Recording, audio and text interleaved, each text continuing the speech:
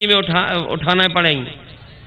बताओ 2 साल इन्हें झूठे मुकदमों में रहना पड़ गया। मोहम्मद आजम खान साहब, उनके बिना हमारा चुनाव ये चल रहा है।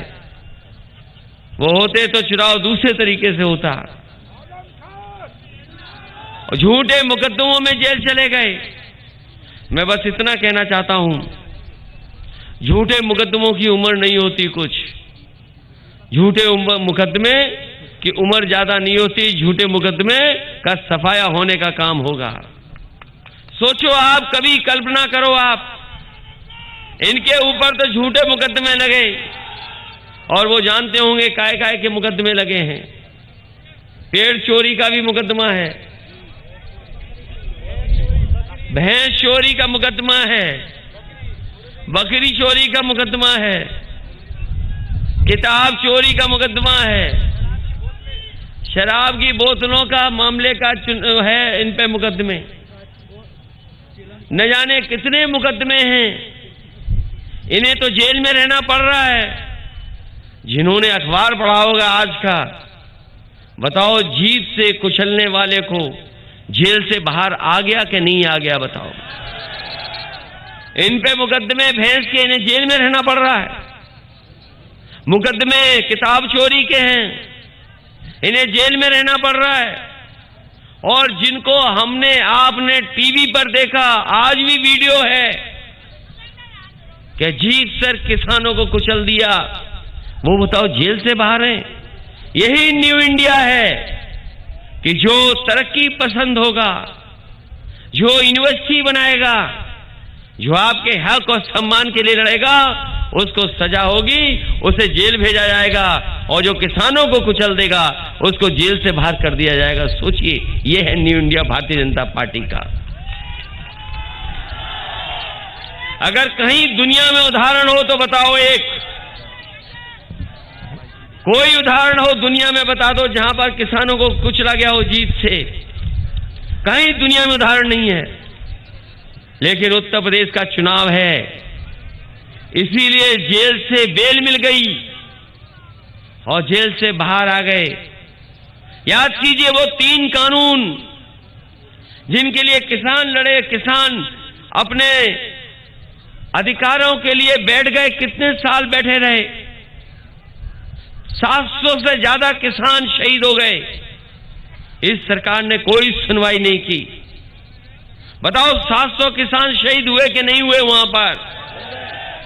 और आंदोलन को खत्म करने के लिए कीलें लगाई गई सड़कों पर, बड़े बड़े बोल्डर लगाए गए, जितनी भी फोर्स हो सकती फोर्स लगाई गई। ट्रैक्टर अगर निकलते थे तो ट्रैक्टर पे एफआईआर हो जाती थी। किसान और ट्रैक्टर वाले अपना डीजल नहीं भरा सकते थे। सरकार जो कुछ कर सकती थी किया उन्होंने। लेकिन हम बधाई देना चाहते हैं किसानों को कि जो किसान वहां गए और उनके साथ जब प्रदेश के और देश के किसान खड़े हो गए, वो किसान पीछे नहीं हटे। अंतोगतवा सरकार को पीछे हटना पड़ा और 3 काले कानून वापस हो गए। हुए वापस क्या नहीं हुए? और ये 3 कानून जरूर वापस हुए हैं। लेकिन किसानों ने भी मन बना लिया है कि ये चुनाव उनके मान सम्मान का है। ये भारतीय जनता पार्टी के लोग अगर कान पकड़ करके 700 उठक बैठक भी लगाएंगे तो भी किसान उन्हें माफ करने वाले नहीं हैं। बताओ, माफ करोगे ऐसे लोगों को? इसलिए हम आपसे निवेदन करने आए हैं। ये अन्यायी सरकार है, झूठी सरकार है। इनके नेता झूठे हैं। बड़े नेता ने तो पहले ही एक छोटे नेता को पैदल पैदल कर दिया। बताओ, पैदल पैदल किया था कि नहीं किया था? और जो छोटा नेता गुस्से में आ गया तो उसने एक उप मुख्यमंत्री को स्टूल पे बैठा दिया। और ज्यादा गुस्सा आया तो अभी उनका मैनिफेस्टो था, उससे फोटो हटा दी। फोटो हट गई तो ये स्टूल वाले उप मुख्यमंत्री अपने समाज को कोई हक और सम्मान नहीं दिला सकते हैं। मुझे खुशी है कि महान दल भी आज समाजवादी पार्टी के साथ खड़ा हो गया है। महान दल के अध्यक्ष चुनाव लड़ रहे हैं, उनके परिवार के लोग चुनाव लड़ रहे हैं बगल में। फर्रुखाबाद में भी उनकी पार्टी लड़ रही है। हम लोगों ने उन्हें साथ लाने का काम किया है, महान दल भी साथ आ गया है। और स्वामी प्रसाद मौर्य जब से आए हैं तब से भारतीय जनता पार्टी के दरवाजे में ताला लग गया है। बताओ, उनके आने से ताला लग गया कि नहीं लग गया? और अभी अलीगढ़ का वोट पड़ गया है। अलीगढ़ वालों ने तो लगा दिया है ताला ऐसा कि जिसकी चाबी बीजेपी को नहीं मिलने वाली। आप लोग सफाया करोगे कि नहीं करोगे यहां से? इसलिए जिनकी जितनी छोटी सोच होती है उतने ही छोटी चीजों के आरोप लगाते हैं। कहां मोहम्मद आजम खान साहब यूनिवर्सिटी और कॉलेज बना रहे थे आपके भविष्य को बेहतर बनाने के लिए, नई पीढ़ी आगे बढ़े, आगे जाए। ये भारतीय जनता पार्टी के लोग नई सोच के खिलाफ हैं, पढ़ाई के खिलाफ हैं। आप लोग पढ़ लिख जाओगे तो समझदार हो जाओगे, उनके झांसे में नहीं आओगे, इसलिए खिलाफ हैं। ये केवल मोहम्मद आजम साहब के खिलाफ नहीं हैं, वो मोहम्मद आजम साहब की जो सोच है कि आने वाली पीढ़ी पढ़ लिख करके कुछ कर जाए, आगे बढ़ जाए, उस सोच के भी खिलाफ हैं। इसलिए ये चुनाव भारतीय जनता पार्टी को उत्तर प्रदेश से हटाने का चुनाव है और शुरुआत होनी चाहिए रामपुर से। इस चरण में बताओ रामपुर वालों, साफ कर दोगे बीजेपी को कि नहीं? इसलिए सब कुछ याद रखना। और समाजवादी पार्टी के प्रत्याशी हमारे विजय सिंह जी हैं, इनको अच्छे वोट दे करके जिताने का काम करना।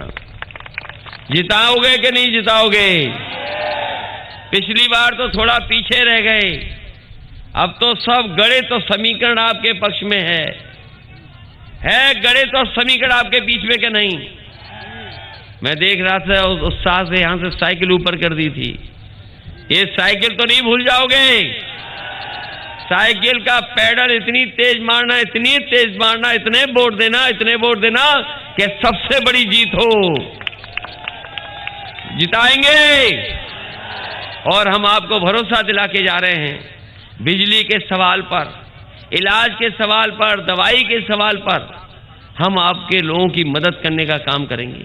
आज भी सड़कों पर अगर 100 नंबर वाली गाड़ी 112 हो गई है, वो समाजवादी लोगों की देन है। जो एम्बुलेंस चल रही है, जो एम्बुलेंस आप गांव बुला करके मदद मांगते हैं अस्पताल तक ले जाने के लिए, वो भी समाजवादी पार्टी की देन है। हमें रामपुर में अगर गरीबों के इलाज के लिए, गंभीर से गंभीर बीमारी के इलाज के लिए अगर अच्छा अस्पताल बनाना पड़ेगा तो सरकारी अस्पताल बना करके आपको पूरी की पूरी दवाई और इलाज मुफ्त कराने का काम हम लोग करेंगे। इसलिए इस बार साइकिल की मदद कर देना, एक एक वोट साइकिल पे दे करके इन्हें जिताने का काम करना, यही निवेदन, यही अपील मैं आपसे करने आया हूं। बहुत बहुत धन्यवाद, बहुत बहुत आभार प्रकट करता हूं।